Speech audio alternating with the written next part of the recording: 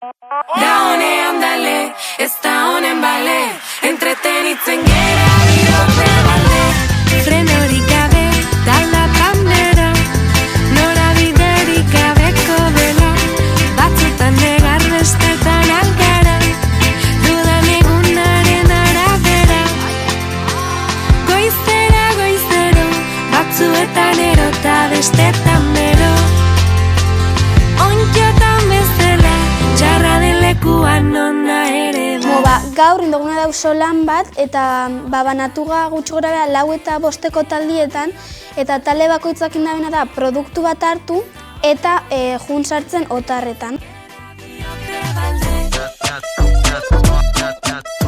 Produktuak izan dira mermeladia, patia, txokolatia eta pasta. Eta horrekin batera sartu dugu esku horri batzuk otar bakoitzean eta pegatina batekin dekorau dugu.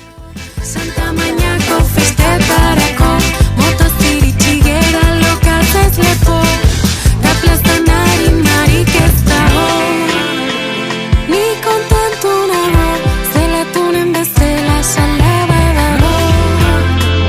Onkiotan bezala, txarra den lekuan nona ere bada. Ekintza hau, indala 8 urte hasi ginuan.